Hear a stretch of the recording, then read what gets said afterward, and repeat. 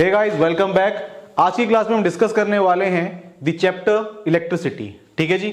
हमने पिछली क्लास में डिस्कस किया था कि हमारा ओम्स लॉ क्या होता है। उससे पहले हमने डिस्कस किया था कि पोटेंशियल डिफरेंस क्या होता है, हमारा इलेक्ट्रिक करंट क्या होता है। ठीक है जी। तो आज की क्लास में हम डिस्कस करने वाले हैं factors affecting the resistance of a conductor. So before we start the topic, थोड़ा सा रेजिस्टेंस के बारे में रिकॉल कर लेते हैं। रेजिस्टेंस होता है the opposing force offered by the conductor to the flow of electrons. ठीक है जी। जैसे कि हम साइकिलिंग कर रहे हैं, मैंने पिछले लेक्चर में भी एग्जांपल लिया था। आप साइकिलिंग कर रहे हैं और सामने से मान लीजिए हवा आ रही है, तो वो हवा जो है वो क्या करेगी, आपके मोशन को क्या करेगी, अपोज करेगी। एज अ रिजल्ट आपको क्या करना पड़ेगा, ज्यादा जद्दोजहद करनी पड़ेगी। ऐसा ही होता है हमारे इलेक्ट्रॉन्स के साथ, और आई कैन से करंट के साथ। जब करंट किसी कंडक्टर में से फ्लो करता है तो हमारा जो कंडक्टर होता है ये उसकी प्रॉपर्टी है। ठीक है, मेरे पास मेरा जो कंडक्टर बेसिकली क्या हुआ, एक वायर हो गई। तो वायर आप किसी चीज की भी ले लो, चाहे वो एल्यूमिनियम की हो, कॉपर की हो, the best conductor of electricity silver या गोल्ड की हो, हर मटेरियल की, किसी भी मटेरियल की कोई भी वायर हो, वो इलेक्ट्रॉन्स के फ्लो को इतना इजीली अपने थ्रू पास होने नहीं देगी, वो उसको अपोज करेगी। और इस अपोजिंग नेचर को क्या कहा जाता है, मतलब मैं इसको कैलकुलेट करता हूं, मैथमेटिकल फॉर्म में निकालता हूं, तो इसको कहा जाता है इलेक्ट्रिकल रेजिस्टेंस। नाउ हम डिस्कस करेंगे कि रेजिस्टेंस को किन फैक्टर से इंफ्लुएंस किया जा सकता है। ठीक है, लेट्स सपोज कीजिए मेरे हाथ में जो ये पेन है, it is behaving like a wire, और you can say it is behaving like a conductor. तो अगर ये कंडक्टर है, कंडक्टर का मतलब क्या हुआ, इसके थ्रू करंट फ्लो हो सकता है। तो अगर मैं इसको सर्किट के अंदर कनेक्ट कर देता हूं और फिर मैं इसमें से करंट को पास करता हूं, तो ये क्या ऑफर करेगा, इलेक्ट्रिकल रेजिस्टेंस ऑफर करेगा। राइट, उसको फाइंड करने का formula V equals to IR और I equals to V upon R आप समझ चुके हैं। अब मुझे देखना है कि मैं इस कंडक्टर के, वैसे तो मैं इस कंडक्टर को अगर मल्टीपल सर्किट्स में यूज करता हूं तो हर सर्किट में इसका जो इलेक्ट्रिकल रेजिस्टेंस है वो क्या आएगा, फिक्स आएगा। राइट, हम बोलते हैं कि इलेक्ट्रिकल रेजिस्टेंस क्या होता है, कांस्टेंट होता है। बट अगर मैं इस कंडक्टर के साथ इसकी शेप को चेंज करता हूं, इसको ब्रॉड कर देता हूं, तो इसका रेजिस्टेंस सेम नहीं रहेगा। इसका मतलब क्या है कि किसी पर्टिकुलर कंडक्टर का रेजिस्टेंस वेरी किया जा सकता है, और आज की क्लास हमारी उसी पे फोकस रहेगी। ठीक है, so let's have a close look and the formula that will help you out to remember what are the factors affecting the resistance of a conductor is this।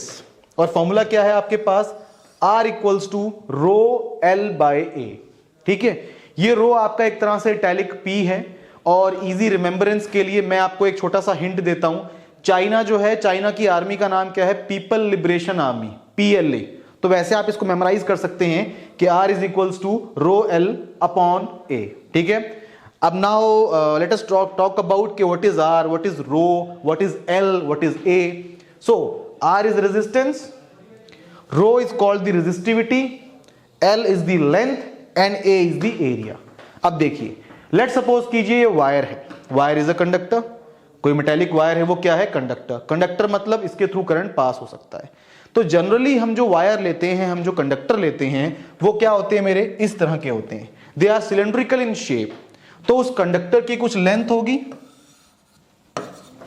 तो लेंथ एक ऐसा factor है जो किसी conductor के resistance को क्या करता है, वेरी कर सकता है। सेकंड थिंग, अब मेरे पास जो ये कंडक्टर है, इसका मेरे पास क्या होगा, area of the cross section होगा। व्हाट डज इट मीन, अगर वो सिलेंडर है तो सिलेंडर को अगर मैं कट करता हूं तो ये मुझे देखने में कैसा लग रहा है, सर्कल। तो जो area of cross section in the case of cylindrical wire होगा, वो होगा पाई R स्क्वायर।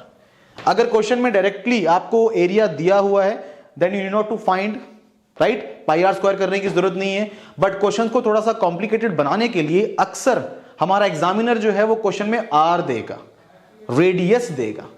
तो डोंट गेट कंफ्यूज्ड, रेडियस भी दिया है, पाई R स्क्वायर का सिंपल फॉर्मूला लगा के आप उसको फाइंड कर सकते हैं। And the other case, maximum cases में आपको कंडक्टर सिलेंड्रिकली होगा, बट कभी कभार ऐसा होता है, to make the question more tough, आपको कंडक्टर इस शेप का दिया होता है, एक क्यूब और एक क्यूबॉइड। तो यहां भी घबराने की कोई जरूरत नहीं है। आपको पता है कि इसकी ये वाली साइड क्या बिहेव करेगी, as the area of cross section. अगर ये लेंथ है तो ये ब्रेड्थ है और ये हाइट है। सो दिस पर्टिकुलर फेस, ये क्या हो जाएगा, इसका एरिया B into H। तो वहां से आपको एरिया ऑफ क्रॉस सेक्शन मिल सकता है। So we have to read the question very carefully, figure it out कि कंडक्टर किस शेप का है और एरिया आपका निकल जाएगा। ठीक है, उसके बाद आपके पास क्या आता है, रेजिस्टिविटी, लेंथ के बारे में डिस्कशन हो गया, एरिया ऑफ क्रॉस सेक्शन के बारे में डिस्कस हो गया, रह क्या गया आपका रेजिस्टिविटी। रेजिस्टिविटी क्या होती है, ये बेसिकली होता है कि एक टाइप ऑफ मटेरियल। अब मेरे पास ये पेन अगर कॉपर का है और दूसरे केस में मैं इसको एल्यूमिनियम का लेता हूं, तीसरे केस में मैं इसको सिल्वर का लेता हूं, तो शेप सेम है, लेंथ सेम है, एरिया सेम है, बट क्योंकि ये अलग अलग मटेरियल से बना हुआ है तो इसका रेजिस्टेंस भी क्या आएगा, अलग अलग आएगा। This is what we call resistivity, right, और we can say type of material और नेचर ऑफ मटेरियल। ठीक है जी, चलिए नाउ अब हम फोकस करेंगे लेंथ ऑफ कंडक्टर पे। अब मैंने आपको ये तो बता दिया कि R is equals to rho L upon A, ये रो के साथ लिंक्ड है आपका R, L के साथ है, A के साथ है। Now let us try to study the relationship between them. If I talk about the length of the conductor, so remember कि resistance of a wire is directly proportional to length. Now what does it mean? It means कि अगर मैं length को increase करता हूं, अगर मेरे पास ये कंडक्टर है, अगर मैं इसकी लेंथ को ज्यादा रखूंगा तो मेरा रेजिस्टेंस जो है वो लेंथ के साथ डायरेक्टली प्रोपोर्शनल है। इसका मतलब उस वायर का रेजिस्टेंस भी क्या हो जाएगा, बढ़ जाएगा। If I increase the length, ठीक है, अगर मैं छोटा कंडक्टर लूंगा, छोटी वायर लूंगा तो रेजिस्टेंस कम होगा। If I take a lengthy wire, a bigger wire, तो उसका रेजिस्टेंस भी क्या होगा, ज्यादा होगा। इन द सेम वे अगर मैं इसको हाफ कर देता हूं, अगर मैंने ये कंडक्टर लिया और दूसरा कंडक्टर लिया हाफ ऑफ इट्स लेंथ, तो जो इसका रेजिस्टेंस होगा वो उस हाफ वायर से क्या होगा, डबल होगा। और दी अदर वे जो स्मॉलर वायर है उसका रेजिस्टेंस भी क्या हो जाएगा, हाफ हो जाएगा। So if the length is more, resistance is more. If the length is less, resistance is also less. So in this way, we can say they are directly proportional to each other. Now let's take a very short example. Let's suppose कीजिए ये मेरे पास एक wire है और इसकी length L है, and it is found that कि इसका रेजिस्टेंस क्या आ रहा है, 4 ओम आ रहा है। अब मैं क्या करता हूं, इसको 4 इक्वल पार्ट्स में डिवाइड कर देता हूं, part 1, part 2, part 3, part 4, right. तो टोटल रेजिस्टेंस इसका 4 था, तो इसका जो एक एक पार्ट होगा, क्योंकि मैंने इसको इक्वल पार्ट्स में डिवाइड किया है, तो वो सारे के सारी जो वायर्स होंगी आफ्टर द डिवीजन, उन सबका रेजिस्टेंस सेम होगा। और वो टोटल को क्योंकि 4 पार्ट्स में डिवाइड किया तो बाय 4 करके हर पार्ट का रेजिस्टेंस कितना हो जाएगा, 1 ओम। सो आपके पास जब लेंथ ज्यादा थी, रेजिस्टेंस ज्यादा था, आपने लेंथ को 1/4 कर दिया तो रेजिस्टेंस भी क्या हो गया, 1/4 हो गया। इजी। नाउ तो ये मैंने रिलेशन लिखा हुआ है कि length half, resistance half, length is doubled, resistance also gets doubled. Now let's move on to the next factor, and the next factor is area of cross section. I already told you what do we mean by area of cross section, ठीक है। अब area of cross section जो है वो कैसे हमारे resistance को very कर सकता है उसके बारे में बात करते हैं। तो resistance is inversely proportional to the area of cross section. फॉर्मूले में आप देख भी सकते हैं, R equals to rho L upon A. तो रेजिस्टेंस और एरिया आपस में क्या है, इनवर्सली प्रोपोर्शनल।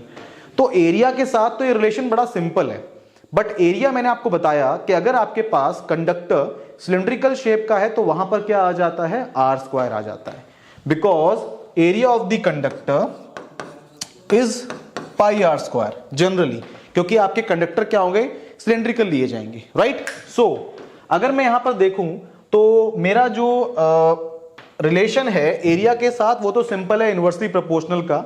मतलब एरिया को डबल कीजिए, अगर आप एरिया को, if the area is doubled the resistance becomes half, inversely proportional है, right. And if the area is halved the resistance becomes double. ये रिलेशन तो बड़ा सिंपल है।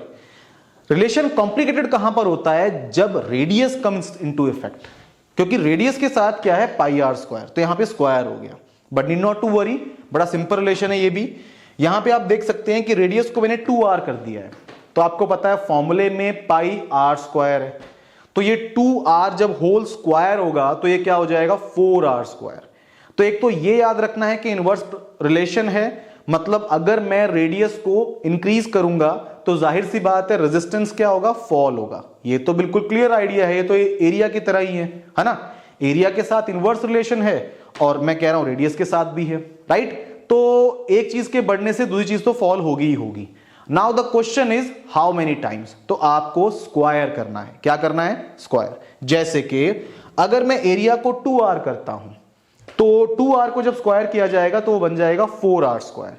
सो इन दिस केस आपका जो रेडियस है वो क्या हो जाएगा? 1/4 टाइम्स। मैंने आपको बताया कि वो स्मॉल r का स्क्वायर है।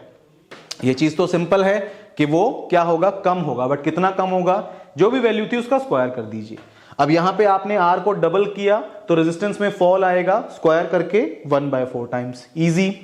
दूसरा, अगर मैं रेडियस को 3r करता हूं, मतलब मैं इसको ट्रिपल कर देता हूं, तो फिर से स्क्वायर कर दीजिए, 9 हो जाएगा। बट क्या लिखेंगे आप? 1/9। क्यों? क्योंकि रिलेशन क्या है? Inversely proportional. तो the new resistance would be r/9। In the same way अगर मैं रेडियस को हाफ करता हूं तो मेरा जो रेडियस होगा, मेरा जो रेजिस्टेंस होगा वो बढ़ जाएगा, बट वो कितना इंक्रीज आएगा उसमें? 2 का स्क्वायर, दैट इज 4 टाइम्स। ठीक है। इन द सेम वे अगर रेडियस को r/3 किया जाता है तो the resistance would be 9 times. As simple as that. ठीक है। अब यहां पर हम छोटा सा एग्जांपल लेते हैं। लेट सपोज कीजिए मेरे पास एक वायर है जिसका रेडियस था 1 सेंटीमीटर। आपने उसी सेम लेंथ की वायर ली, उसी मटेरियल की वायर ली, और आप उसके रेडियस को क्या कर रहे हो? डबल कर रहे हो। लेट सपोज कीजिए पहले 1 था, अब कितना कर दिया आपने? 2, मतलब डबल हो गया। तो अगर इस वायर का रेजिस्टेंस जो था अगर वो 4 ओम था तो अब ये क्या हो जाएगा? स्क्वायर। तो 2 स्क्वायर, मतलब कि आपका जो रेडियस डबल हुआ, आपके पास जो कंडक्टर था वो क्या था? उसका रेडियस डबल करने से वो ब्रॉड हो गया। इसको आप ऐसे भी समझ सकते हो। लेट सपोज कीजिए कि आप जो है किसी हाईवे पे ट्रेवल कर रहे हैं, तो अगर वो 2 लेन है तो आपकी स्पीड क्या होगी उस पे एज कंपेयर टू अगर हाईवे 4 लेन है? जाहिर सी बात है, अगर हाईवे ब्रॉड होता है तो it is easy for the vehicles to go. ऐसा ही इलेक्ट्रॉन्स के साथ होता है। ठीक है। अगर आपके पास कंडक्टर ब्रॉड है तो इलेक्ट्रॉन्स उसके थ्रू इजीली पास कर सकते हैं, मतलब करंट उसके थ्रू इजीली पास कर सकता है। देयरफॉर उसका रेजिस्टेंस क्या हो जाएगा? कम। तो अगर इसका रेजिस्टेंस 4 था तो इसका कितना हो जाएगा? 4 टाइम्स कम, मतलब इसका जो रेजिस्टेंस हो जाएगा वो कितना हो जाएगा? 1 ohm. So this is how the relation works. Very very simple. चलिए, now let's move to the next part, nature of material. मैंने आपको बताया कि रेजिस्टिविटी बेसिकली कहा जाता है ऐसे। नेचर ऑफ मटेरियल मतलब कि आप कंडक्टर को किस चीज से बना रहे हो, किस मटेरियल से बना रहे हो? कॉपर से बना रहे हो, सिल्वर से बना रहे हो, एल्यूमिनियम से बना रहे हो। ठीक है। अब इसमें क्या होता है, हमारे पास हर मटेरियल की रेजिस्टिविटी होती है। जैसे कि एग्जांपल लें तो एल्यूमिनियम की 2.82, कॉपर की 1.72, गोल्ड की 2.44। सो यहां पर मेरी रेजिस्टिविटीज जो हैं वो क्या करती हैं? अप डाउन होती हैं, कम और ज्यादा होती हैं। अब इसमें क्या होता है हमारा कि रेजिस्टिविटी जितनी ज्यादा होगी रेजिस्टेंस उतना क्या होगा? ज्यादा होगा। अब यहां पे इनका रिलेशन क्या है? डायरेक्टली प्रोपोर्शनल है। तो ये वेरी वेरी क्लियर है। तो कॉपर की रेजिस्टिविटी जो होती है वो एल्यूमिनियम से क्या होती है? कम होती है। Right. So as a result अगर मेरे पास ये एक कंडक्टर है और मैं सेम आइडेंटिकल कंडक्टर एक और क्रिएट करता हूं और इसको कॉपर का बनाता हूं, इसको एल्यूमिनियम का बनाता हूं, तो दोनों में रेजिस्टिविटी किसकी कम है? कॉपर की। राइट। तो हमारा जो रेजिस्टेंस होगा वो किसका कम होगा? कॉपर का। राइट। तो नेचर ऑफ मटेरियल ऐसे इन्फ्लुएंस करता है हमारे रेजिस्टेंस को। तो resistance of copper would be less than the resistance of aluminium. And the fourth factor that was not mentioned in the formula was temperature. Temperature और resistance का भी relation होता है। वैसे तो ये होता है कि हम जितनी भी एक्टिविटीज करते हैं, जितने भी एक्सपेरिमेंट्स परफॉर्म करते हैं जहां पर करंट इन्वॉल्व होता है, तो वहां पर क्या होता है कि आपका जो टेम्परेचर है वो फिक्स रखा जाता है, room temperature generally. But it doesn't mean कि रेजिस्टेंस को वो अफेक्ट नहीं करेगा, बिल्कुल करेगा। जनरली ऐसा होता है कि जब भी किसी कंडक्टर का टेम्परेचर बढ़ता है, टेम्परेचर बढ़ने से क्या होगा? उसके जो पार्टिकल्स होंगे उनके अंदर वाइब्रेशंस क्या हो जाएंगी? ज्यादा हो जाएंगी। लाजमी सी बात है। सर्दियों में हमारा क्या होता है? सर्दियों में हम लोग थोड़ा सा कम मूवमेंट रखते हैं अपनी, right, because the weather is cold. और गर्मियों में हमारी मूवमेंट जनरली बढ़ जाती है क्योंकि हम लोग आसानी से बैठ नहीं पाते। ऐसा ही हमारे मटेरियल्स के साथ होता है। जब उनका टेम्परेचर लो होता है तो पार्टिकल्स की वाइब्रेशंस थोड़ी सी कम होती हैं, और जब टेम्परेचर हाई होता है तो पार्टिकल की वाइब्रेशंस क्या हो जाती हैं? बढ़ जाती हैं।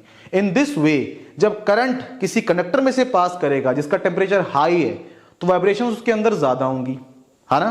तो इलेक्ट्रॉन्स को उसके थ्रू पास होना क्या हो जाएगा, मुश्किल, कोलिजन्स बढ़ जाएंगी। इन द सेम वे मेरे पास अगर आपका करंट फ्लो बोला जाए या इलेक्ट्रॉन का फ्लो बोला जाए, तो अगर किसी कंडक्टर का रेजिस्टेंस हाई है, मतलब कि टेम्परेचर हाई है, तो लाजमी सी बात है उसका रेजिस्टेंस भी क्या होगा, high. So the relation is directly proportional. So this is how the resistance of a conductor is affected. हमारे पास रिकॉल कर लेते हैं, हमारे पास जो फॉर्मूला है वो क्या है, R is equals to rho L upon A. वहां से रेजिस्टेंस किसी भी कंडक्टर का डायरेक्टली प्रोपोर्शनल है उसके लेंथ के, अगर लेंथ को बढ़ाया जाएगा तो रेजिस्टेंस भी बढ़ेगा। R इनवर्सली प्रोपोर्शनल है एरिया के, अगर एरिया को बढ़ाया जाएगा तो रेजिस्टेंस कम हो जाएगा। R डायरेक्टली प्रोपोर्शनल है रेजिस्टिविटी के, मतलब मटेरियल की रेजिस्टिविटी अगर ज्यादा है तो उसका रेजिस्टेंस भी क्या होगा, ज्यादा होगा, जो आप उसका कंडक्टर बनाएंगे। And the fourth point was temperature. अगर टेम्परेचर ज्यादा होगा तो कोलिजन ज्यादा होंगी हमारे मटेरियल के अंदर, and as a result of it जो वो कंडक्टर है उसका जो रेजिस्टेंस है वो भी क्या हो जाएगा, very very high. So that's all for today. I hope आपको समझ में आया होगा कि कौन कौन से फैक्टर्स हमारे रेजिस्टेंस को इन्फ्लुएंस करते हैं। मिलते हैं ब्रेक के बाद।